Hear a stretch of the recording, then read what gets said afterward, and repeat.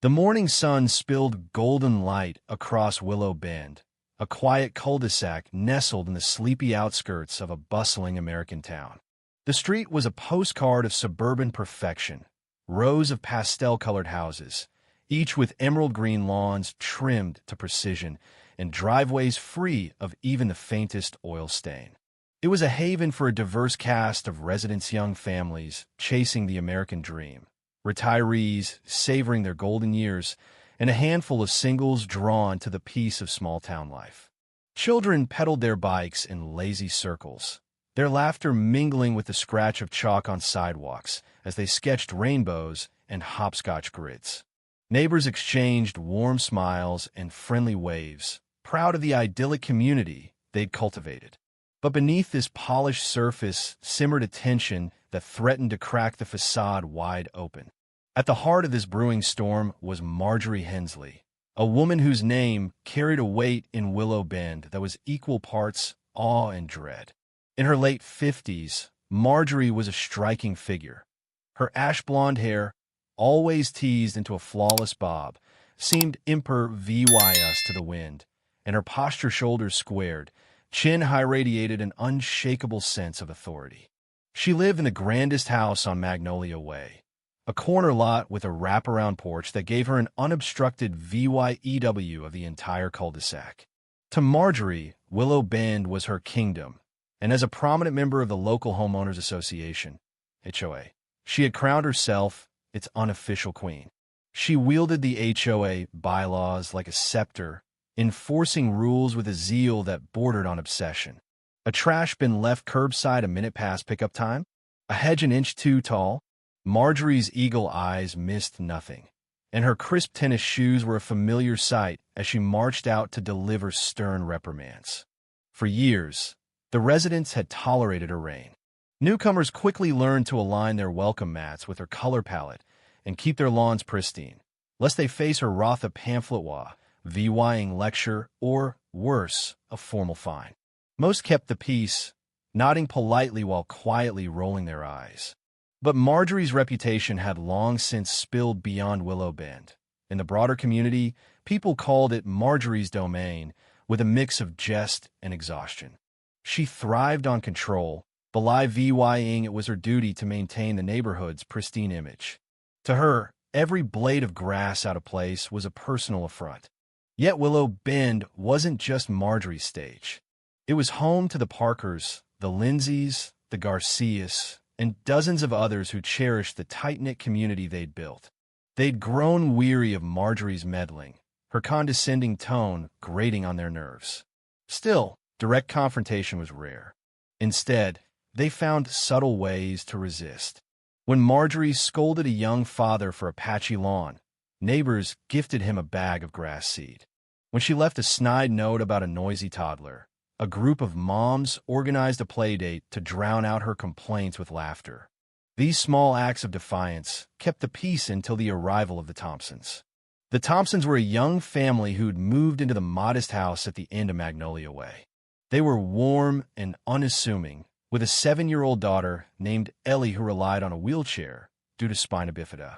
To make their home accessible, they replaced the front steps with a sturdy concrete ramp, its gentle slope leading from the sidewalk to their door.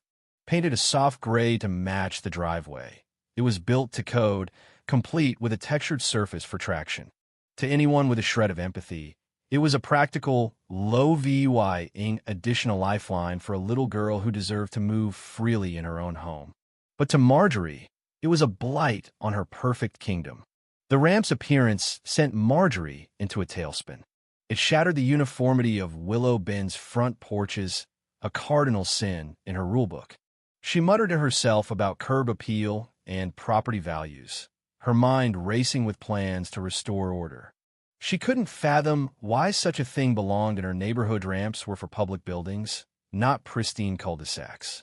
The Thompsons, blissfully unaware of the storm brewing, went about their lives. Ellie rolled down the ramp each morning, her bright pink wheelchair gleaming as she waved to neighbors, her giggles a melody that softened even the hardest hearts. It didn't take long for Marjorie to act. One crisp Saturday morning, she strode up the Thompsons' ramp, careful not to touch it more than necessary, and pounded on their door with the force of a judge's gavel. Inside, Ellie's mother, Sarah Thompson, flinched at the sound. Peering through the window, she recognized Marjorie's rigid silhouette and braced herself. When Sarah opened the door, Marjorie didn't waste a breath. "Sarah," she said, her voice sharp as a blade, "we need to talk about this." "Structure." Sarah forced a smile, though her stomach churned. "Good morning, Marjorie. We're really happy with it. It's made a huge difference for Ellie." Marjorie's lips pursed. "It's not approved. I've reviewed the HOA guidelines, and I don't recall a request for this alteration. It violates our uniformity standards." Sarah's patience was a thin thread, but she held it.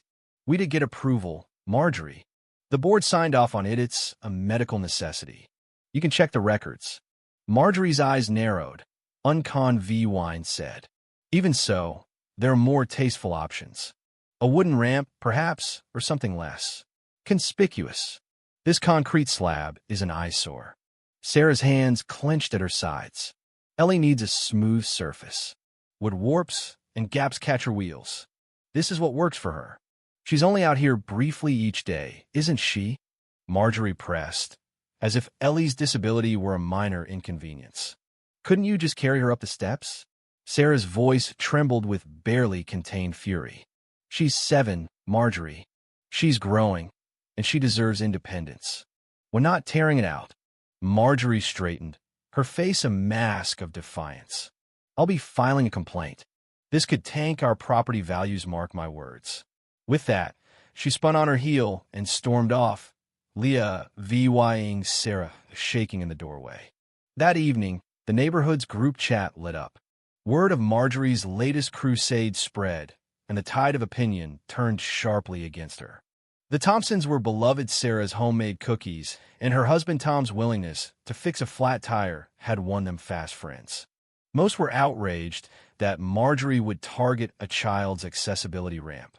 A few, cowed by her influence, stayed silent, but the majority rallied behind the Thompsons. Marjorie, however, doubled down.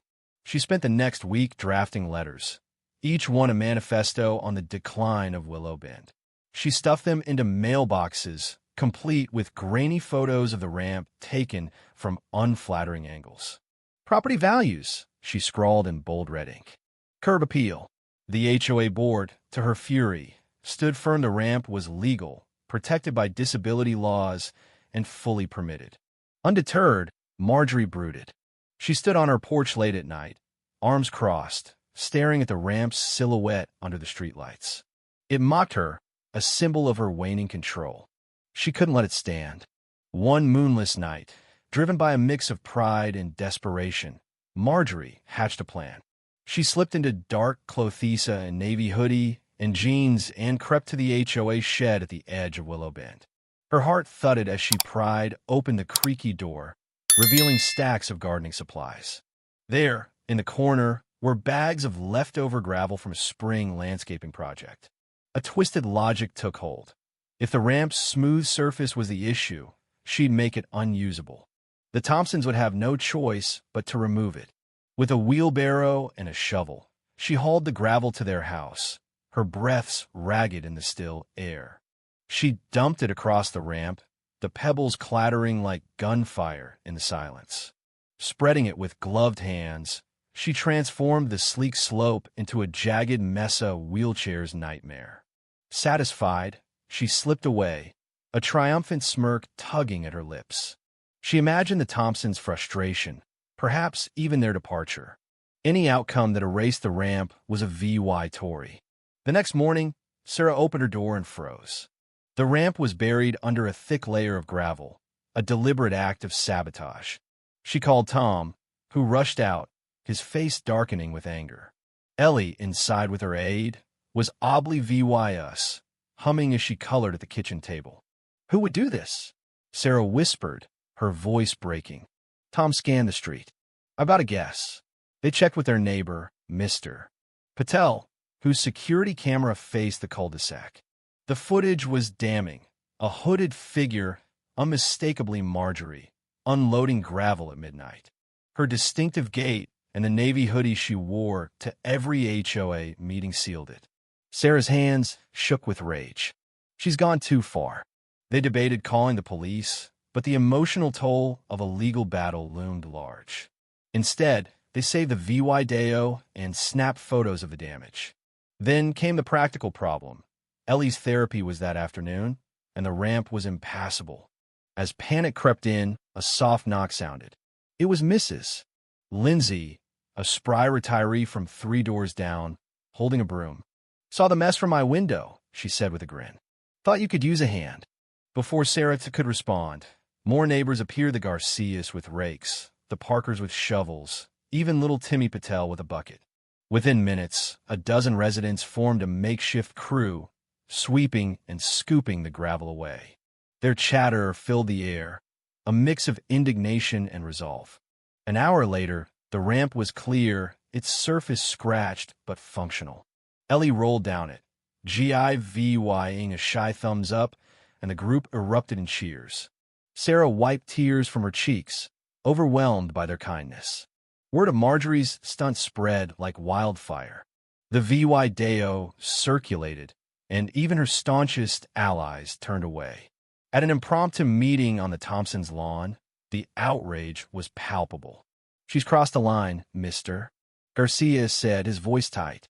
"Disliking the ramp is one thing, vandalizing it? That's criminal." "Mrs.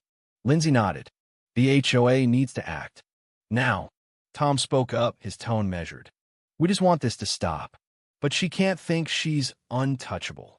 Sarah agreed, her eyes on Ellie, who watched the crowd with curiosity. Before they could settle on a plan, HOA President Henry Voss approached, his face grim. "I've seen the footage," he said. "This wasn't sanctioned by the board. Marjorie acted alone, and we'll address it. I'm sorry you've been put through this." The promise of action hung in the air, but Marjorie wasn't done.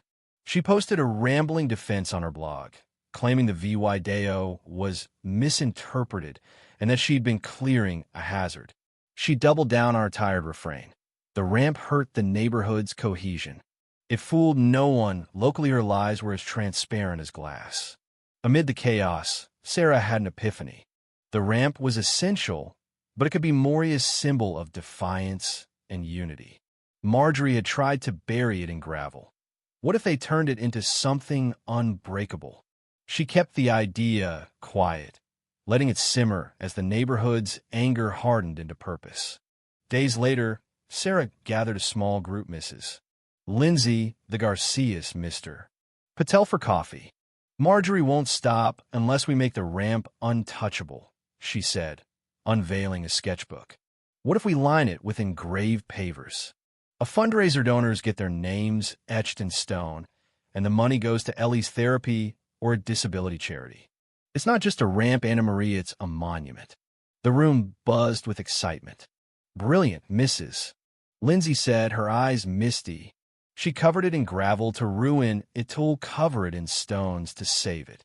They hashed out details. Do lot 30 per paver, a local mason for the Ingra VYNGS, a website to spread the word.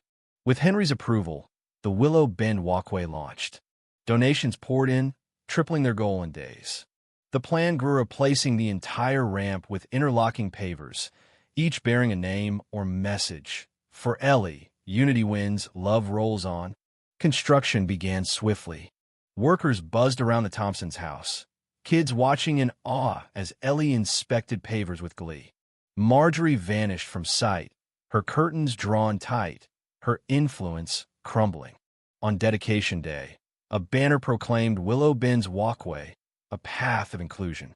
Neighbors celebrated with lemonade and music, posing by their stones. Ellie rolled up the VY Brandt mosaic, her laughter the day's soundtrack. That night, the HOA met.